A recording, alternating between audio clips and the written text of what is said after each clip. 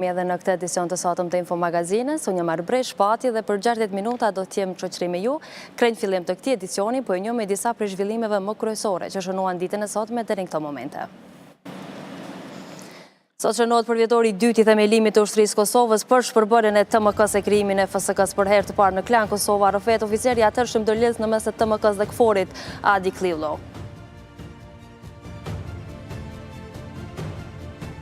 Salim Mustafa sërish para trupi gjykues të speciales. Avokatët mbrojtës të akuzuarve të këtij organi do të paguhen nga shteti i Kosovës. Këtë javë Ministria e Drejtësisë shqyrton shumën e kërkuar prej avokatëve që mbrojnë në këtë proces ish krerë të UÇK-s. Rreth 2000 punëtorë teknik në spitale dhe ÇKMF po vazhdojnë grevën, arsye është mos përfshirja e tyre në pakun emergjente. Ministri i Shëndetësisë Armend Zemaj premton shqyrtim të kërkesave të punëtorëve.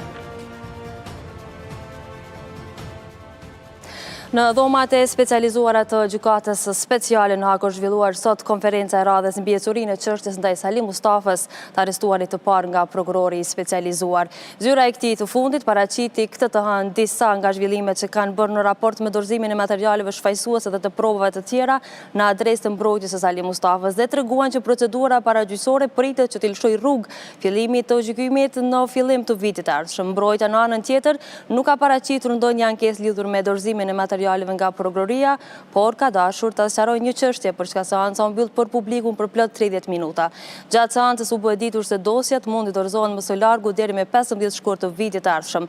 Në ndërkohë, gjykatësi i procedurës paraprake ka konfirmuar aktakuzën për kryetarin e organizatës së veteranëve të luftës së ushtrisë kombëtare të Kosovës, Hysni Gucatin dhe zëvendësin e tij Nasim Haradinaj.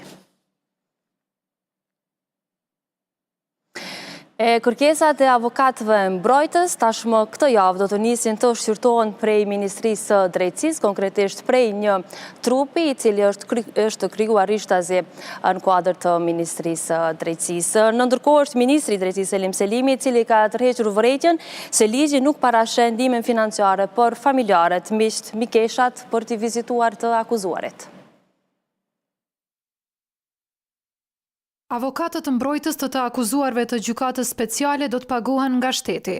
Në fakt, këtë çështje ka marrë përsipër Ministria e Drejtësisë. Kreu i kësaj të fundit, Selim Selimi, nëpërmjet një konference për media, bëri të ditur se Agjencia e Kosovës për Inteligjencë ka bërë verifikimin e zyrtarëve të ministrisë që do të merren me këtë çështje. Sipas Selimit, pas verifikimit të dokumenteve të gjitha kërkesave, do të shqyrtohet edhe shuma e kërkuar. Ne i kemi 7 milion euro cilat janë ndo me amandamentim në kuvend gjatë rishikimit buxhetor dhe 13 milion euro tjera cilat janë në buxhetin rezervë. Do thotë krejti kemi 20 milion euro cilat do të shfrytëzohen për mbrojtjen e të akuzuarve potencial. Gjatë kësaj konference, ky bëri të ditur se ligji nuk e parasheh ndihmën për familjarët, miqt, mikeshat, vetëse familjarët e kanë ndihmën që u jep shteti për t'i vizituar të akuzuarit. Për ta shmangur gjithë këtë situatë që tashmë po ndodh ndaj ish-krerëve të ushtrisë lirëmtare të Kosovës, kryetari i kuvendit të Serbisë Ivica Dačić ka deklaruar që pikërisht pala kosovare ka punuar me administratën amerikane për një vit se si ta shmangin gjithë këtë situatë dhe gjykimet e ish-pjesëtarëve të UÇK-s. Dačić ka deklaruar se shqiptarët i kishin kërkuar Trumpit që një nga pikat e marrëveshjes e cila u nënshkruan në Washington me 4 shtator, të ishte edhe një angazhim i përbashkët për heqjen e gjykatave ndërkombëtare për krimet e luftës. Dačić shtoi se në përgatitjet për takimet, Richard Greneller, emisari special, theksoi se në një pikë duhet të jetë që të gjithë të punojnë së bashku për të shfuqizuar gjykatat ndërkombëtare të krimeve të luftës, por që sipas tij presidenti i Serbisë, Aleksandar Vučić, ka refuzuar një gjë të tillë.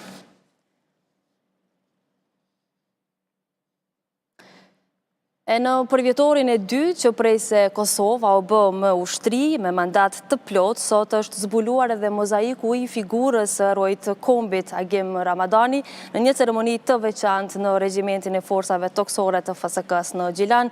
Kryetari i Gjilani Lutfi Azieri ka thënë se ndjeti lumtur që pas një ekspozeu një vjeçar në qendër të qytetit, mozaiku me figurën e Agimit është vendosur në kazermen e FSK-s. Ndërkaq ministri i mbrojtjes Anton Çuni deklaroi që kjo ngjarje dëshmon se heronjt janë të pavdekshëm. Ndryshe, mozaiku me figurën e Agim Ramadanit është punuar me kapse metali dhe ka hyrë në librin e rekordeve Guinness. Pikërisht për 2 vjetorin e shëndrimit dhe krijimit të ushtrisë Kosovës, do të flasim pikërisht në studiet e Infomagazinës vetëm pas pak me komandantin e FSK, zotin Rahman Rama. Në ndërkohë do të vazhdojmë me materialet e tjera që kanë të bëjnë pikërisht me këtë çështje. Sot janë mbushur 22 vjet nga rënja heroike e komandantit të brigadës 113 të zonës operative të Drenicës Muj Krasniqi, apo që ndryshe njihet edhe si Kapuqi, dhe 40 bashkëluftarëve të tij në kufirin shqiptar. Me këtë rast, në orën 11 ishte paraparë që në vendin e rënjes së dëshmorëve të kombit të bëshin homazhe dhe të vendoseshin kurora me lule. 22 vjet më parë, mëngjesin e 14 dhjetorit të vitit 1998, luftarët e ushtrisë rimtare të Kosovës, derisa po sillnin në armë në Kosovë, kishin rënë pozitë në organizuar nga ushtria dhe policia serbe në vendin e quajtur tek likenet e Hasit. Gjatë luftimeve dhe disa luftëtarë u zunë rob lufte, por pas një aksioni të zhvilluar nga luftëtarët e UÇK-s, 8 ushtarë të ushtrisë serbe ishin kapur nga luftëtarët të UÇK-s dhe me ndërmjetësimin e OSB-s u bë këmbimi i ushtarëve të dyja palëve.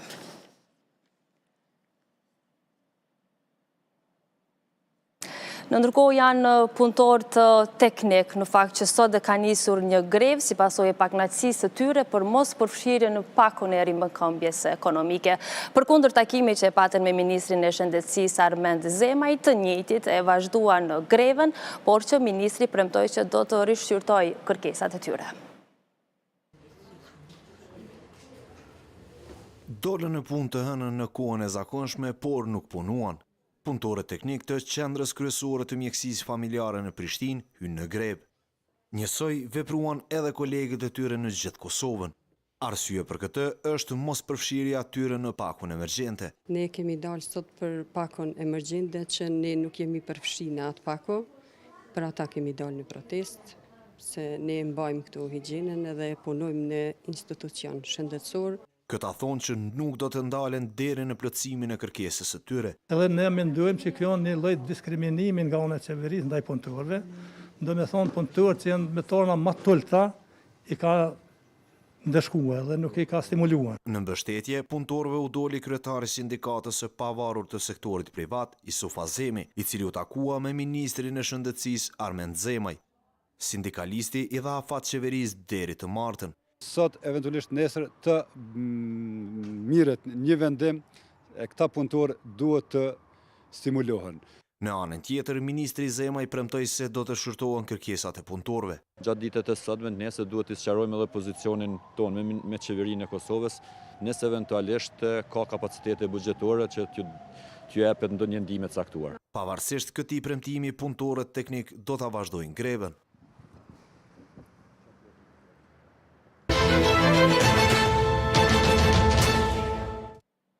Do të vazhdojmë të besim edhe më tutje tek informacionet që kanë të bëjnë me pandeminë COVID-19, e në fakt është komuna e Prishtinës që ka në plan të gjithë kryeqytetasve të cilët janë të prekur me virusin vdekjeprorës prej nesër të kenë mundësinë që të marrin terapinë falas karshi këtij virusi vdekjeprorës. Për të marrë më shumë informacione rreth kësaj nisme të re të zyrtarëve që punojnë në komunën e Prishtinës, do të lidhemi tani drejt për së drejti me drejtorin e shëndetësisë në komunë të Prishtinës, zotin Bujar Gashi. Zoti Gashi, përshëndetje dhe të faleminderit shumë që jeni pjesë e Infomagazinës. Përshëndetje, faleminderit për...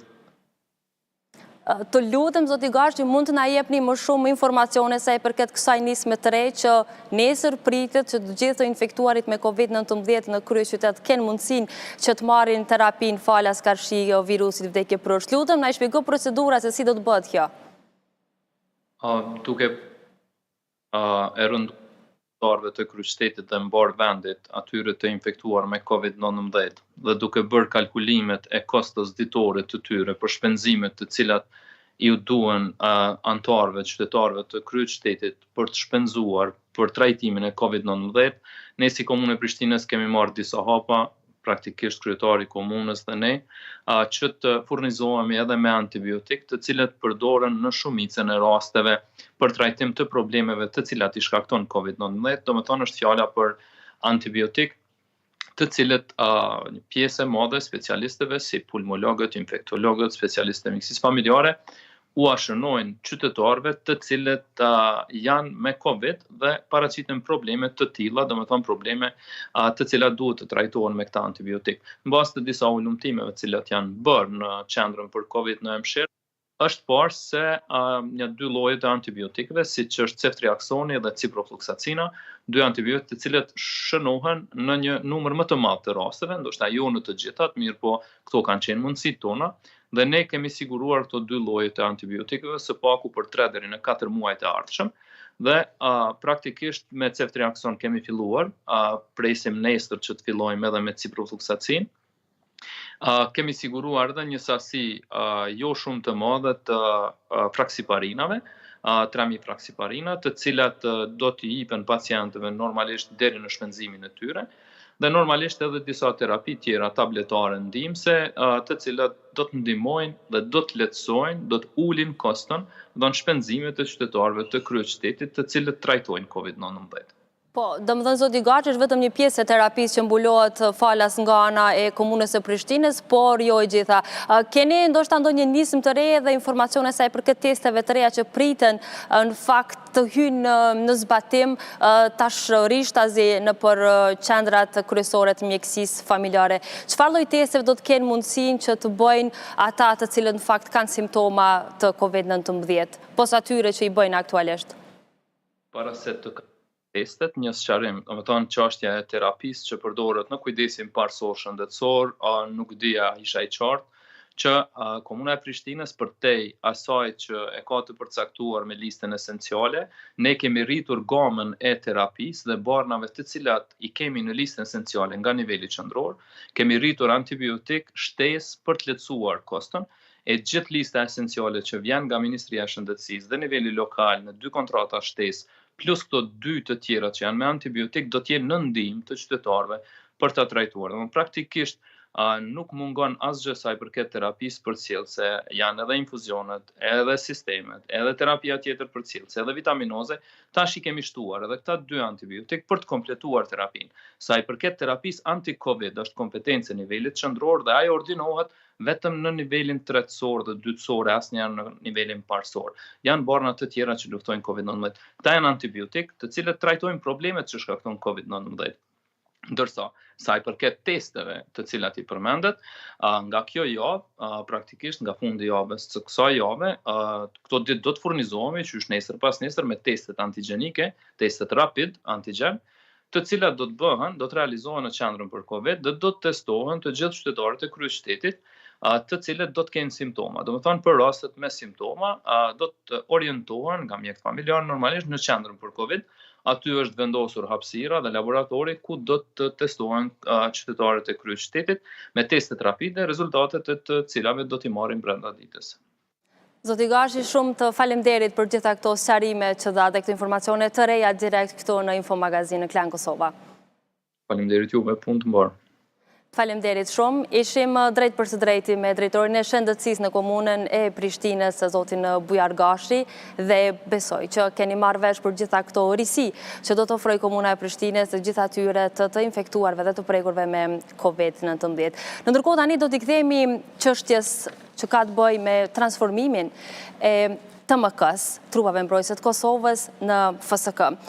Në fakt, kjo ka qenë një çështje e cila ka aktivizuar në atë periudhë shumë njerëz vendore ndërkombëtar dhe ka pasur njerëz në fakt cilët e kanë pasur një rol goxha të veçantë në gjithë këtë proces. Është oficeri i atëhershëm ndërlidhës në mes të TMK-s dhe të KFOR-it, Adi Klillo, i cili drejt për së drejti në Infomagazin ka dhënë një prononcim rreth çështjes së transformimit të TMK-s në FSK.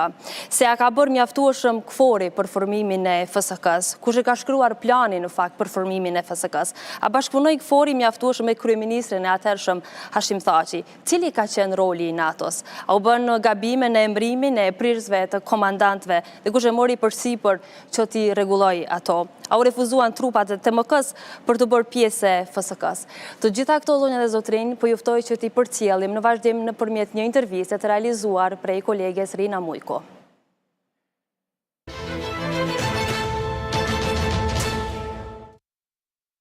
Në vitin 2018, në dhjetor, Kuvendi i Kosovës I dha dritën e gjelbërt njërit prej zhvillimeve më të rëndësishme në fushën e sigurisë në vend përgjatë viteve të fundit, përmes miratimit të 3 ligjeve, atë për Ministrinë e Mbrojtjes, FSK-n dhe shërbimin e FSK, arriti ta shndërrojë forcën e sigurisë së Kosovës në ushtri. Por 10 vjet më parë, Kosova po kalonte në një sfidë tjetër të ngjashme të sigurisë. FSK-n tashmë të krijuar në ushtri do ta krijonte përmes kalimit nga trupat mbrojtëse të Kosovës në forcën e sigurisë së Kosovës. Në këtë proces u përfshi edhe një oficer britanik, I cili për prapaskenat e tij shkroi edhe një libër, disa prej cilave çështje do t'i diskutojmë pas pak me zotrin Ade Klilo. I really would like to thank you for coming to Kosovo, for serving for Kosovan people and for dedicating us such an amazing book with your memories here in Kosovo. But first of all, I would like to ask you why you chose Kosovo to come for a mission. What was your role then? And can you explain to us what a liaison officer do? So good evening, Mia Bremmer. Thank you very much indeed for having me on the program. Why did I go to Kosovo? I was at Staff College in the United Kingdom, and I was finishing a year-long course, and I was very keen to find a job afterwards that was going to be, in my mind, really very interesting. And an opportunity came up to be the K4 liaison officer to the KPC. Of course, I knew the history of Kosovo and I was aware of of its history, but I'd never served in Kosovo before, and so it was almost a natural choice for me to want to go and do a different kind of job to what perhaps I would normally be doing. So I was spending all of my time really working very closely with General Salimi, who of course was in charge of the KPC at the time, and with General Rama, who was his deputy.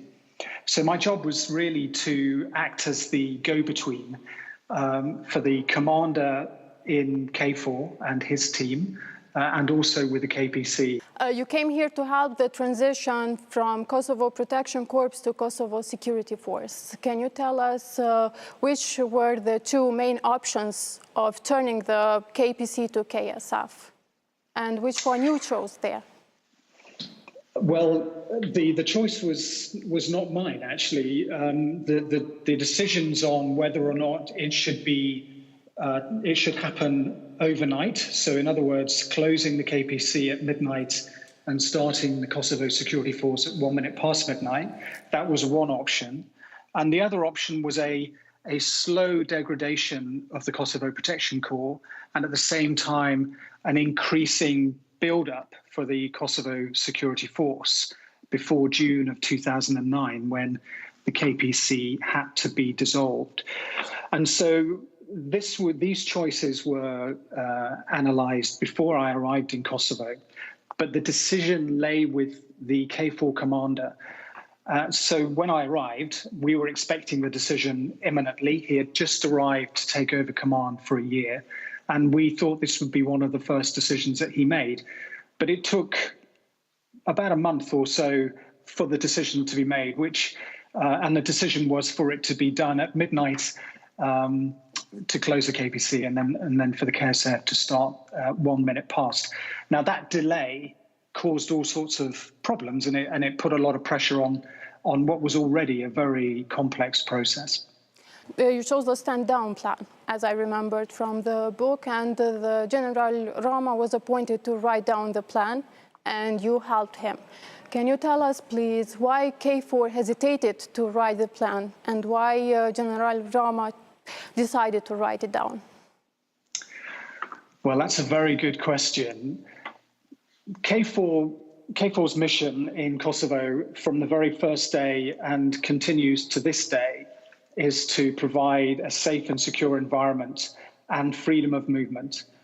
That is why back in 2008 there were 16,000 K4 troops in Kosovo, and although the number is less now, that mission remains the same.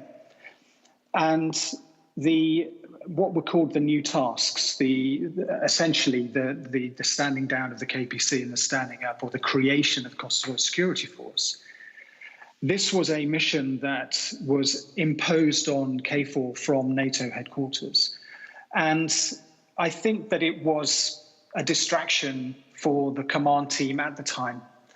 I don't really think they were very committed to wanting to make it a success. And so, as you've no doubt read in the book, there were many, many occasions where I felt that KFOR could have been more proactive in the entire process, because KPC and KSF, of course, they were intimately linked, and you couldn't do one without the other. And there were many times when I thought that KFOR could have done more, but they, for their own reasons, they chose not to. And so in a meeting, which I describe in the book, there was a meeting at the KPC headquarters. There was a lot of discussion for a couple of hours, and it was clear that KFOR were not going to write the stand-down plan for the KPC. And so General Rama, as pragmatic as ever, essentially said, I will write it. But it was a very, very complex plan, because we had very little time to put something down that made sense.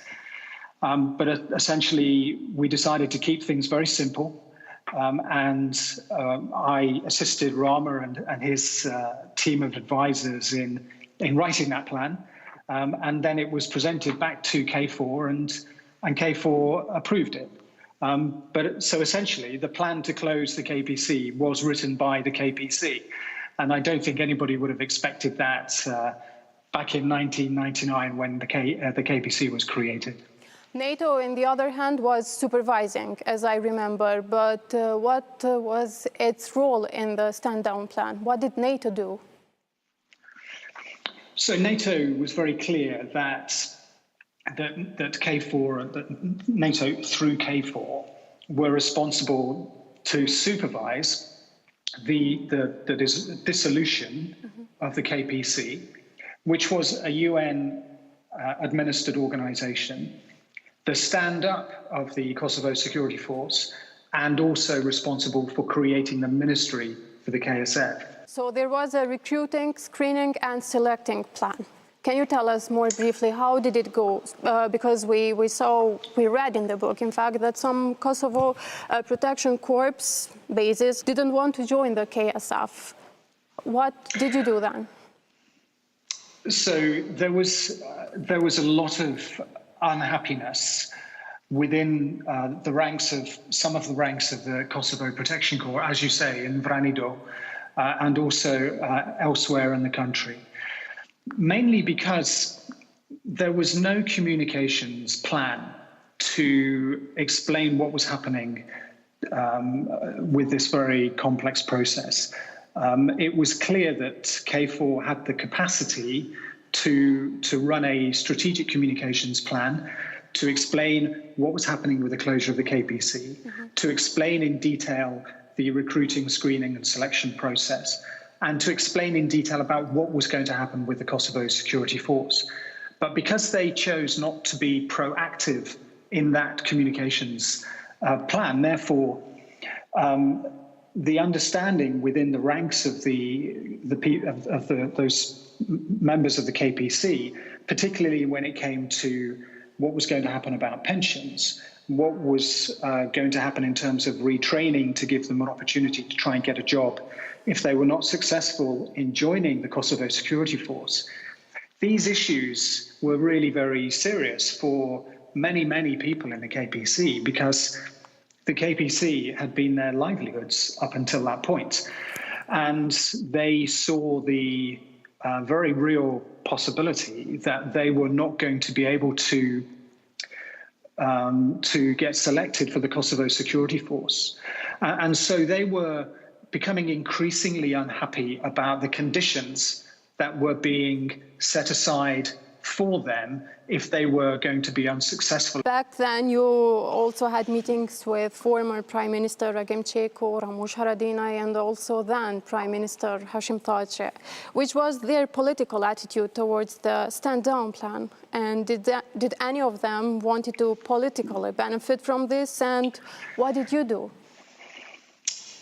That is quite a question. Thank you for that.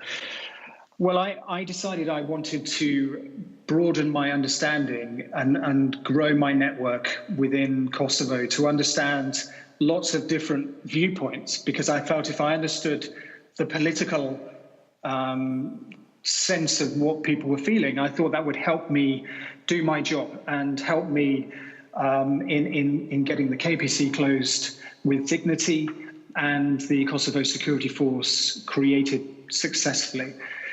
And of course, there are always going to be there's always going to be a political angle to everybody.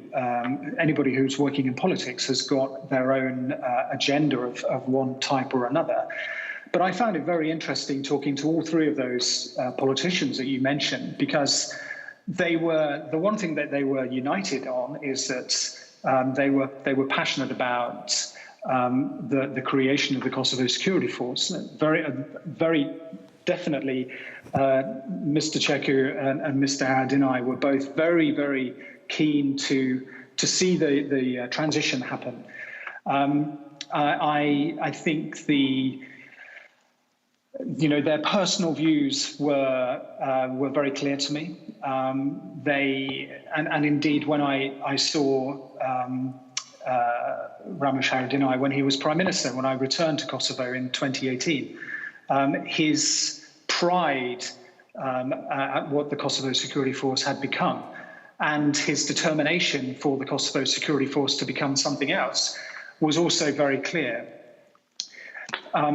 You also mentioned at the time Prime Minister Thaçi. I think he was poorly advised by the commander of KFOR. And so I think his understanding of the detail of what it was we were trying to do perhaps influenced events more than it needed to. And it was, as the book describes, I think very well, some of that breakdown of communication between KFOR and the Prime Minister's office definitely caused some problems when we were in the middle of the process. Okay, I would like to talk now about the announcement day. What happened that day? Can you describe it to us more briefly, if you can? Announcement day was probably the most complex day of my entire tour. We had all of the members of the Kosovo Protection Corps going to certain dedicated bases to receive an envelope that was going to be given to them by KFOR troops. And in the envelope was either a successful message with some information about where they were going to report, what their next job was going to be, and the fact that they had been accepted into the Kosovo Security Force, or they were going to get an envelope that really essentially said that they had not been accepted into the KSF, and that envelope would also have included information about their pension rights and any other resettlement information that was important for them. So it was quite a tense day because KFOR were handing out the envelopes in all of the locations. Some members of KFOR were worried about the response of KPC personnel, particularly if they had not been selected for the Kosovo Security Force. In fact, I gave the first envelope to the first member of the KPC when I drove out of Pristina to go to Ferizaj, where I handed over some envelopes to some of the logisticians who were working in Ferizaj, looking after some of the equipment that had been stored there. So the day started very early, about 6:30 in the morning, and it finished. Very, very late as well. So a very long day, and as described in the book, it didn't all go particularly well. Yes, there had been some mistakes, as I remembered from the book. Like it happened with Bekim Shute and others appointing, in fact, commanders. But you managed to tell Mr. Shute that it was been a mistake. Why did you tell him? Well, why didn't General Zama or someone else go to him and tell him that there had been a mistake? I think at the time it was pretty reasonable to accept that because I was in a liaison officer role with the KPC, and K4 had been responsible for the process of recruiting, screening and selecting KPC personnel. And they had been therefore responsible for the issuing of the envelopes and making sure that the logistics of that day went well. The mistake had been made. And therefore I felt that it was entirely appropriate that I should go and explain that this was a mistake, apologize for the mistake, but we needed to put that mistake right straight away, which is what I did in the afternoon when I met him, and because of the pressure that had been put on the entire process, there were some other errors that caused problems and really undermined the process as a whole, and that was a problem for K4. What about after the announcement day? How did the process of creating the Kosovo Security Force went after that? Well, at the beginning it was quite chaotic, mainly because there were still some individuals who hadn't received their envelopes, and they needed to get them. They turned up the following day to find out the news. Those who had not been selected for the Kosovo Security Force, some of them were very unhappy about the fact that they hadn't been selected. Of course, by then they knew who had been selected and who hadn't been selected. And they also knew that there had been some errors in the selection process. And this is why it was such a problem, really, because the integrity of that selection process, because of some of these errors that had happened, began to give those who were not very happy about not being selected, it gave them strength to want to complain about that. And in the days that followed the announcement day and the formation of the Kosovo Security Force, despite those who had been selected trying their best to get themselves sorted out and get uniform and understand the jobs that they needed to do, in the background, there were a growing number of people who were taking to the streets, who were unhappy about having been unselected for the Kosovo Security Force. And it reached a point where it then touched the political level in Pristina. And so those protests that they were holding and staging started to have an impact on those who had been selected as well. So it was really a bit of a mess in those first few days and weeks. In your point of view, who did the most out of it? Who did the best job to create the Kosovo Security Forces? Maybe a person, maybe someone. You saw everything, so you know who did the best job, maybe, if I can say so. Well, thank you for that question. And I think that's a really interesting question, because the Kosovo Security Force was only ever going to be successful because of the people who were in it and because of the leadership that existed within the Kosovo Security Force. I think there was such a determination to make it a success and a determination to break from the past that those in the KSF knew that it was going to be difficult at first, but with their own determination, and I think the leadership of one or two individuals in the KSF, so Enver Sakaci, General Sakaci, General Rama, and others, they were so committed to make this a success that I always felt confident that the Kosovo Security Force would be successful. But it could not have happened without KFOR. It could not have happened without the international community supporting the KSF over many years, and may continue to do so. Thank you a lot. Thank you. Thank you very much. Thanks.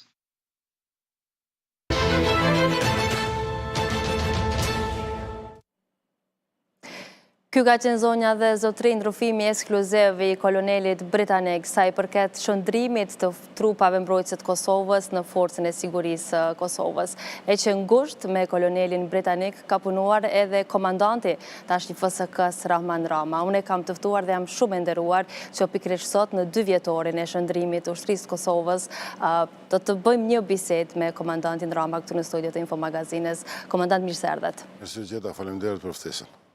Të lutem, komandante, pam së bashku dhe rrëfimin e kolonelit britanik i cili shpjegoi gjitha ato procesin e shëndrimit prej TMK-s në FSK-s, edhe me sa e kuptuam nuk është se ka qenë një proces i lehtë. Si e cilësoni juve gjithë këtë dhe të lutem të kthehemi edhe pak kështu në histori për momentit kur i keni dorëzuar armët si ushtari i ushtrisë lirimtare të Kosovës. A keni menduar ndonjëherë që Kosova pas një periudhe kaq të gjatë do të bëhet me ushtritë saj? Po në fakt sa i përket pyetjes, do të thonë ne fillimisht kur kemi filluar edhe luftën, do të thonë kemi pas një qëllim dhe një synim dhe gjithmonë kemi besu në të ardhmen tonë, pavarësisht se kush do të jetë dhe kush nuk do të jetë, por edhe atëherë kemi besu që një ditë, do të thonë që do kemi forcat tona të sigurisë, do të thonë që do kenë mandatin dhe misionin e plot për mbrojtjen e territorit të Republikës Kosovës dhe që të janë në shërbim të gjithë qytetarëve. Çdo tranzicion i ka ato sakrificat, por edhe sfidat e veta, edhe që nga 99 deri tash në 2009, do të thonë secili proces i ka pas ato sfidat. Një ndër akter dhe pjesë ka qenë edhe në kolonelin e atë kohë, ku kemi punu bashkarisht, do të thonë se ky ka qenë si ndërlidhës mes KFOR-it dhe FSK-s, që ka dhënë një kontribut në kuptimin e këshillave dhe normal që ka qenë një proces sfidues dhe jo i lehtë për kohrat që kemi jetu në atë kohë, por edhe proceset që janë zhvillu. Dhe normalisht që çdo proces i ka edhe sfidat. Po besoj që është menaxhu dhe jemi këtu ku jemi sot. Cili ka qenë një moment në cilin juve keni qenë në dilemë dhe keni dyshuar që ky proces nuk do të bëhet? Asnjëherë nuk i kam pas asnjë dilemë që ky proces nuk do të vazhdoj. Sfida dhe momente ka edhe në kuptimin trona, por ka edhe momente që nimi krenar për punën dhe angazhimin e gjithë që kemi bërë. Në këto 2 vite, prej se në Parlamentin e Kosovës u kaluan projekt ligjit dhe u dhanë kompetenca shtesë forcave të sigurisë Kosovës drejt një transformimi 10 vjeçar. Cila është gjendja aktualisht në forcën e sigurisë Kosovës, sa i përket kapaciteteve humane, po edhe kapaciteteve të tjera? Realisht që 2 vite janë bo që ligjet janë aprovuar në lexim parë në Parlamentin e Kosovës dhe normalisht gjithmonë duke mos e harruar të kaluarën dhe proceset që kemi ardhur deri këtu, ne jemi gjenerat me fat që jemi pjesë e këtyre proceseve, por që nga momenti që është marrë vendimi në Parlamentin e Kosovës dhe janë aprovuar ligjet për detyra dhe mision 3, ne kemi ndërtu një plan të tranzicionit dhe plan gjithëpërfshirës të tranzicionit që është bërë në takordoncë edhe me faktorin vendor, por edhe me ato ndërkombëtar dhe ne që nga ja ditë kemi fillu gradualisht të bëjmë tranzicionin të adaptojnë të gjitha rregulloret bazuar në mandat dhe mision 3 dhe në ligjet e reja dhe kjo faza e parë që pritet në fillim të vitit tashëm të kompletohet ose të përfundon. Faza e parë ka qenë më shumë në kuptimin administrativ të ndryshimit të rregulloreve, procedurave standarde operative, të doktrinave, manualeve dhe prioriteti i parë ka qenë ndërtimi i Ministrisë Mbrojtjes dhe Shtabit Përgjithshëm që këto 2 institucione janë përgjithëse që të zhvillohen edhe kapacitetet tjera, qofshin ato trajnuese, qofshin në pajisje. Çka unë mund të them, gjatë kësaj periudhe, pavarësisht në situatën ku jemi, tu përfshi edhe pandemin që ka qenë diçka e pa parashikuar dhe e pa planifikuar, unë mund të them me përgjithësi të plot që kemi të kalu ato pritshmëritë tona të zhvillimit, por edhe të implementimit të planit gjithëpërfshirës. Dhe këto të arritura janë bërë falë angazhimit dhe përkushtimit fillimisht të gjithë oficerëve dhe nën oficerëve të Forcës Sigurisë Kosovës, po të njëjtën kohë edhe përkrahjen që kemi pas prej institucioneve qendrore dhe gjithë akterëve që kanë qenë akterëve po flas në kuptimin e institucioneve vendore, po të njëjtën kohë edhe përkrahjen dhe mbështetjen që kemi pas prej partnerëve tonë strategjik, por edhe partnerëve tjerë. Në gjithë këtë përkraje edhe të partnerëve ndërkombëtar, cila është njëra prej prioriteteve më kryesore që aktualisht FSK i ka vënë vetes përpara? Unë përmena kemi planin gjithë përfshirës, ne kemi kapacitete që kemi trashëguar, dhe më thonë që nga viti 2009, dhe janë këto kapacitete që ne edhe qytetarët e Republikës Kosovës i shohin për çdo ditë. E kemi ndëshmu edhe në misione jashtë vendit. Dhe këto kapacitete ekzistuese janë të njohura nga ona e NATO-s, që në vitin 2013. Dhe tash unë e përmena fazën e parë që do të përmbyllet në fillim të vitit tashëm, dhe ne do të fillojmë pjesën e dytë të ndërtimit të kapaciteteve mbi bazën e misionit dhe mandatit të ri, që ne jemi shumë të vetëdijshëm që është më komplekse, është më sfiduese, don angazhim dhe përkushtim më të madh, por don edhe përkrahje, qoftë institucionale, qoftë edhe përkushtim domethënë profesional nga ana e Forcës Sigurisë Kosovës.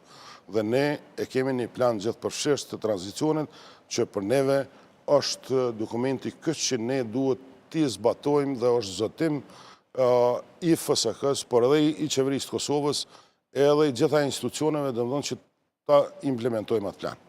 Nuk kemi një diçka të veçantë, por ne krahas zhvillimeve, domethënë duhet të ndërtojmë kapacitete trajnuese për mision dhe detyra të reja, në njëjtën kohë edhe pajisjet që duhen të merren, domethënë për me realizu dhe me kënd gatshëm i kry obligimet kushtetuese dhe ligjore që e kemi. E përmendet periudhën e pandemisë, a ka ndiku edhe në këtë sektor të ushtrisë, në trajnimin jashtë vendit të pjesëtarëve që janë pjesë e Forcës Sigurisë të Kosovës? Faktikisht, kjo nuk është pandemia, nuk është vetëm në Kosovë, po është një çështje globale. Normalisht që ka ndikuar, domethënë edhe në disa aktivitete të përbashkëta që i kemi pas edhe me partnerët tonë. Qofshin ato aktivitete regionale, qofshin trajnime individuale dhe kolektive. Por një pjesë e madhe e tyre është duke u zhvilluar në online, por edhe pjesa tjetër jo që janë anulluar, por që janë shtyr në një afat pacaktuar, varësisht prej situatës. Është normale që ka pas ndikim, domethënë pandemia. Unë çka mund të them, domethënë nuk ka ndikuar në realizimin e objektivave dhe qëllimeve dhe zotimeve tona në planin e tranzicionit, por në të përgjithshmen ka pas ndikim, sepse edhe gjatë kësaj periudhe ne si Forca e Sigurisë Kosovës i kemi pas disa aktivitete dhe që është obligimi joni ligjor, domethënë kemi pas përkrahje të autoriteteve civile, varësisht prej nevojave që i kanë pas institucione tjera, qofshin ato shëndetësore, por edhe institucione tjera dhe normalisht që ky është objektiv dhe qëllimi joni që edhe detyra jonja që t'ju ndalin ndihmë qytetarëve pa dallim në çdo kohë dhe në moment që kanë nevojë. Por të thënë drejtën, neve nuk na ka ndiku domethënë në realizimin ose implementimin e planit gjithëpërfshirës të tranzicionit. Komandant Rama, raportin me qeverin, me legislativin, sidomos edhe në miratim të buxhetit për Forcën e Sigurisë të Kosovës, sa jeni të kënaqur në këtë aspekt? Me që ka opinione prej më të ndryshmeve dhe prej atyre që dikur kanë qenë pozitën cilën juve tani e keni, që kërkojnë një ndër prioritetet më kryesore të ekzekutivit që të jetë Forca e Sigurisë të Kosovës. Unë mund të them që raportet, domethënë, janë institucionale dhe kemi raportet të mjaft mira, domethënë, me gjitha institucionet. Dhe ne kemi pas edhe shumë pyetje se pse e kemi bërë një plan 10 vjeçar. Në fillim kur kemi filluar, domethënë, që ta bazuar në rekomandimet që kanë ardhur prej rishikimit sektorit sigurisë, një prej elementeve kemi zhvilluar edhe skenare të ndryshme dhe një prej elementeve kryesore është domethënë edhe implikimet buxhetore që i ka ose kostoja që i ka për të ndërtuar një forcë të armatosur që është e gatshme të kryejë gjitha obligimet që dalin. Dhe një prej arsyeve kryesore ka qenë ky plan afatgjat që ne mos të bëhemi barë e buxhetit Kosovës, sepse edhe ky plan i tranzicionit i ka implikimet e veta, domethënë, dhe ka kostën e vetë. Dhe në qoftë se krahasojmë 2 vitet ku jemi, dhe implementimin e planit dhe tash unë e thash që po hym në një proces shumë më kompleks dhe më sfidus. Normalisht që sikur mos ta kishim përkrajnë edhe qeverisë, edhe të parlamentit dhe gjitha institucione, ne nuk do të ishim këtu ku jemi sot.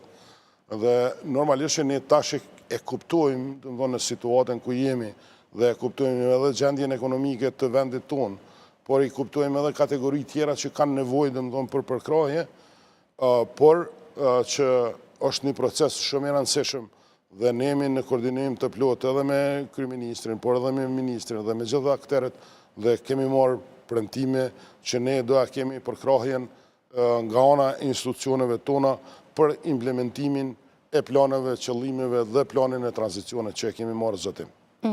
Komandant Rama është përmendur kohë më parë që shërbimi ushtarak të jetë i obligueshëm. Çfarë po ndodh aktualisht në krejt këtë punë? Dhe a do të ketë Kosova në të ardhmen?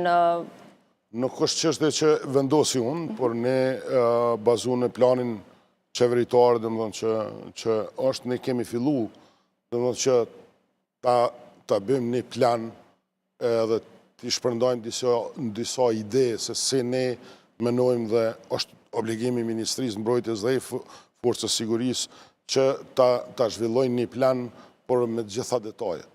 Domethënë në fund të përfshi edhe koston buxhetore. Nuk është një vendim që varet prej nesh, ne na respektojmë urdhna dhe jemi të gatshëm në çfarë do forme në kurdo që të merren vendime, domethënë ne jemi të obliguar të zbatojmë ato vendime dhe ato urdhënesa që vijnë. E jonja është që ta prezantojmë para institucioneve edhe mangësit, por edhe përparësitë e atij procesi. Jemi në procesin e planifikimit dhe deri në fund vitit ne do dalim me propozim dhe do i prezentojmë para akterve vendimars. Kur do ata çdo që e vlerësojnë, domethënë ne do të jemi të gatshëm të implementojmë. A do të ishte zori implementueshëm një plan i tillë? Po në qoftë se shohim ne procesin se ku jemi dhe nevoja që i kemi për ngritjen e këtyre kapaciteteve aktuale që kemi marrë zotim dhe ka nevojë Kosova, që asnjëherë si shtet që kemi pas, e ka implikimin e vet dhe ka koston e vet. Nuk mund të them me kohë, por në këto momente dhe në këtë kohë, në këtë situatë ku jemi është vështirë e implementueshme. Tash do të zhvillohen edhe do të bëhen edhe debat edhe publik, do të marrim edhe ide dhe profesionistë të fushave ndryshme janë të përfshin, por që është një proces pak më kompleks se sa që mendojmë dhe që duhet merret të bëhet një analizë me detaje, domethënë duke i përfshi të gjithë aktorët, qofshin ata vendor, qofshin edhe ndërkombëtar. Si qëndron FSK aktualisht me kapacitete logjistike? Marr parasysh armatimin, fakt pajisjen me armatim prej disa shteteve të rajonit, përfshirë këtu edhe Serbinë, që së fundmi mori armatim prej Rusisë, e në anën tjetër prej përfaqësuesve të NATO-s, si shqetësim kryesor për Ballkanin, por edhe për Evropën, merret pikërisht shteti i Rusisë. E para, unë nuk du t'i komentoj komentet e tjerve dhe deklaratet e tjerve, por është një dallim mes nesh dhe Serbisë. Dallimi është shumë i madh në kuptimin e orientimeve që i kemi. Serbia ka një orientim dhe pajisjet që janë duke i marrë prej një pjesë e krejt tjetër dhe prej një veni tjetër, dhe ne orientimi jonë i Kosovës dhe i Forcës Sigurisë Kosovës është krejt ndryshe. Domethënë, pak më bujnë përshtypje se çfarë deklarojnë të tjerët, por mund bë përshtypje domethënë se cilat janë të arriturat tona dhe cila do të jetë forca në të ardhmen, domethënë që do të jetë në shërbim të gjithë qytetarëve. Sa i përket aspektit logjistik dhe furnizime, ne i kemi bë dhe keni pa disa furnizime që i kemi bë në këtë vit. Kanë ardhur edhe pajisje tjera, do të vinë edhe pajisje tjera, do i shohim me kohën, pavarësisht që nuk duhet përmend me emra këtu ose me numër të pajisjeve, por gjithçka që kemi bë, qofshin me buxhetin ton, por edhe përkrahjen që kemi pas, një përkrahje të pazavendësueshme prej partnerëve tonë, janë gjithmonë duke u bazuar në mandat dhe mision 3. Dhe sigur që ne jemi të shkuar në hapa sigur që t'i ndërtojmë këto kapacitete, dhe këto kapacitete do t'jenë në shërbim të gjithë qytetarëve të Republikës Kosovës pa dallim. nuk kemi pretendime as territoriale, as ta friksojmë dikon, por jemi të ndërtu që diçka që është normale dhe që është në shërbim, që janë në shërbim të qytetarëve dhe orientimi jonë është shumë i qartë. Që nga fillimi me gjitha ato sfida që i kemi pas, gjithçka që kemi ndërtu mbi bazën e standardeve të NATO-s.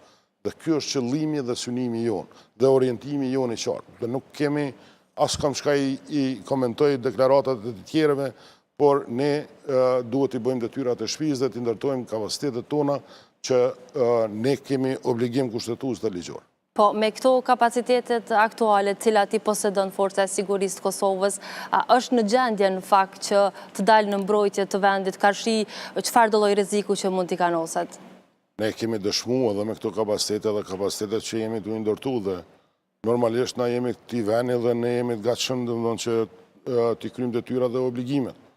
Mirë është mos me provu kërkush, por kurdo që ka nevojë, domethënë jo vetëm ne, po gjithë qytetarët do të jenë të gatshëm t'i kryjnë obligimet edhe qytetare dhe obligimet edhe kushtetuese dhe ligjore. Ju pyeta për faktin se u pasi me shumë shqetësim deklarimet e presidentit Serbisë ditë më parë që bëri karshi një konflikti të ngrirë që potencialisht mund ndodhë në rast të mosarritjes një marrëveshje ndërmjet Kosovës. Unë mendoj që situata në Kosovë është shumë e qartë se sa shembullin që e ka marrë dikon tjetër. Se janë shumë çështje të definuara. Dhe prapë po e them na gjithçka që kemi ndërtu, kemi pas një qëllim dhe një synim që t'jemi pjesë asaj familjes të madhe që është NATO në këtë rast. Dhe ne jemi të përkushtuar këtë dhe kemi dëshmu dhe kemi krijuar një besueshmëri dhe një ndërveprueshmëri me partnerët tonë. Dhe nuk është qëllimi jonë që ne demonstrojmë forcë dhe ta rrezikojmë dikën tjetër. Ne i kemi kaluar të kohrat e vështira, kohrat e këqija dhe ne nuk dëshirojmë që të ndërtojmë ose të lëmë barë për gjeneratat e ardhshme. Qëllimi jonë është që të ndërtojmë një forcë që është funksionale, që është në shërbim të qytetarëve, është fleksibile, është mirë e trajnuar dhe që të ka mundësi, domethënë një farë forme, unë shpesh e përdori, ne nuk jemi shumë pasur që t'ja u kthejmë atë mirën që na kanë bërë vendet më demokratike dhe shtetet më moderne. Por shpagimi i forcës së sigurisë dhe i Kosovës është që ne të ndërtojmë kapacitete që ne bashkarisht të jemi pjesë e misioneve paqëruese. Dhe për herë të parë në vitin 2021 do të jemi pjesë, sado me një numër simbolik, do të jemi bashkarisht me Gardën Nacionale të Ajovës në misione jashtë vendit. Ky është qëllimi, ky është synimi dhe ky është orientimi jonë. Për të tjerët që kanë me ato filozofitë e vjetra dhe me atë mendësinë e vjetër, këto janë çështje domosdoshmë të atyre, nuk janë tona. E qartë, faleminderit shumë komandant për praninë tuaj sot në Infomagazin dhe për gjitha këto informacione dhe detajet që dhatë për shikuesit tanë Klan Kosova. Faleminderit. Do të shkëputemi për disa momente, marketing zonja dhe zotrin, dhe do të qëndrojmë edhe pak minuta bashkë me emisionin e sotëm të Infomagazinës. Vazhdoni qëndroni me ne.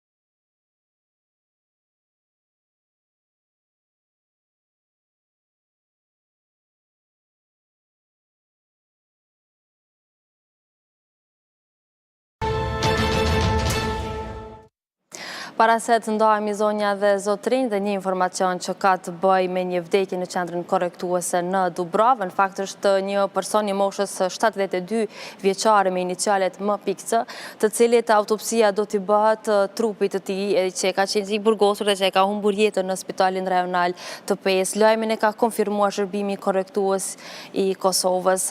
Bëhet e ditur që për një kohë të gjatë 72 vjeçari kishte probleme psikiatrike dhe ishte trajtuar në terapi përkatëse.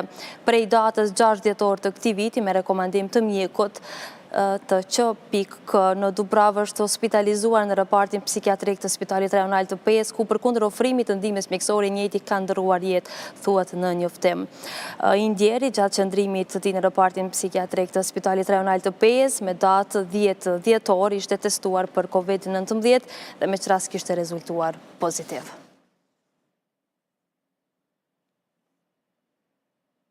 Ndërkaq një ngjarje e rëndë ka ndodhur dje në Klinë, bëhet e ditur kështu në raportin 24 orësh të Policisë Kosovës. Aty pa u sqaruar në fakt rrethanat, thuhet se një fëmijë 2 muajsh i gjinisë mashkullore është gjetur në shtëpinë e tij pas një jete. Vdekjen e voglushit e ka konstatuar edhe mjeku. Aty thuhet se njësitë përkatëse të policisë janë duke hetuar rastin, derisa trupi pa jetë i viktimes me urdhër të prokurorit është dërguar për obduksion në Institutin e Mjekësisë Ligjore. Këto dhe informacionet të tjera, zonja dhe zotrinj, do të mundi klikoni edhe në portalin KlanKosova.tv. Një edicion më i zgjeruar i lajmeve u pret në orën 20 këtu në Klan Kosova, deri nesër në 17:30. Mirëmbëjtje.